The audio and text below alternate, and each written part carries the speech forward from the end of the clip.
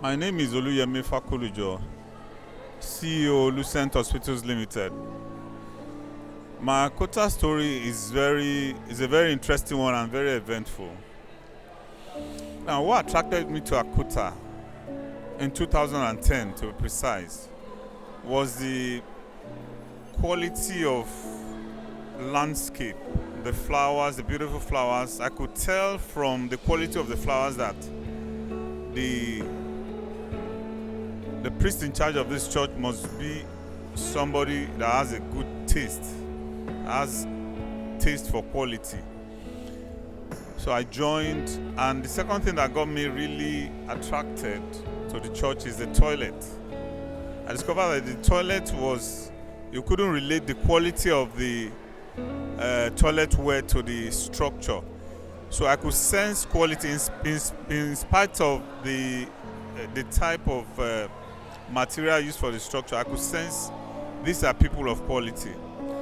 So fast forward, a major testimony for me is when in 2016 thereabout, when Vicar told me that I was going to be the harvest chairman for that year. And it came to me as a surprise because it wasn't something I was thinking for or prepared for. In my mind, I was like, there are lots of people in ACOTA that could have been chosen for this role. Anyway, I took up the challenge. When I got home, I told my wife, and she said we should go for it. So, because my vicar believed so much in me that I can do this thing, I therefore made up my mind I was going to do something that nobody has ever done in ACOTA before. And that very year, I made a pledge.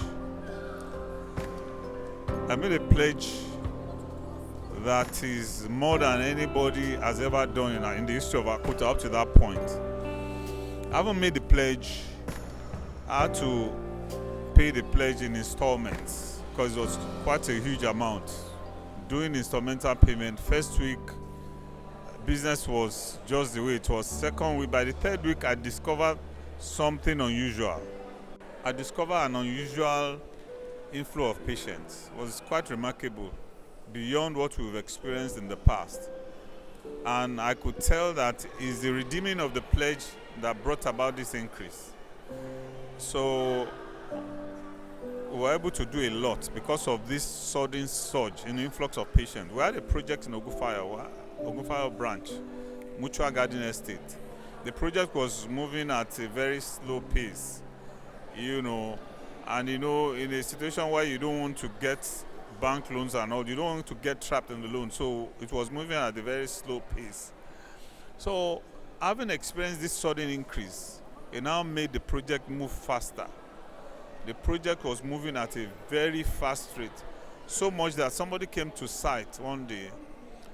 This man doesn't really come to site. He has a warehouse that supplies medical equipment. He normally sends his boys, to bring the wares, But this time he was so surprised that he wanted to know the kind of people behind this project. So he came to site and was asking that if we got a government grant, that it's only possible if somebody gets a government grant. Probably that's the reason why we're able to order the quality and the quantity of this equipment within a short space of time. But in the secular world, you can't explain spiritual things as a source of your success. It's very difficult. Well, the truth of the matter is, God is behind the success. In fact, God was moving at a space that we started developing capacity based on the pace at which He is going. So if you are going to explain something to people in the secular world, you'll be talking about building of capacity. But the truth of the matter is that it's God that expands our coast such that we are trying to catch up with Him.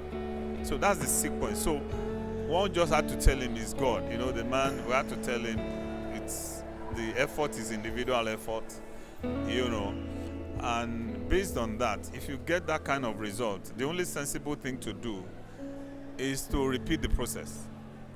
So because of the result we got, we now decided, okay, we have to ensure that this flow is continuous. We have to ensure that we don't lose this flow. So we decided that we're going to create a budget for God, every year, such that what we are giving to God, to the service of God, must not be less than that. And on account of that, God has been very, very faithful, very faithful. So I want to appreciate the Vicar, Venerable Kiri Wakama. I want to appreciate Mama Yad, because if that opportunity had not come, if I was not given the opportunity to be the chairman, I probably won't feel the need to give as much as I'm giving now. I've always believed in giving, but I've never given at that level, So I thank God that on account of that, we're able to pay our bills, we're able to be a source of joy in other people's life. I mean, it's very fulfilling, and I'm not good at giving testimonies, but this one is a major one. I feel that people should put their hearts into the things of God. People should give sacrificially. God is not a debtor to anybody. I believe that you can move as fast as you want to move. The initiative is ours. The principles are there for us to take advantage. So the pace at which we move depends on how we want to deal with God. And I strongly believe that ACOTA is truly a church of transformation. ACOTA is truly church of transformation. If you are in ACOTA and your life is not transformed, then we need to find out what we are not doing right. Opportunities abound in ACOTA for us to serve, and God is the rewarder of them that diligently seek Him.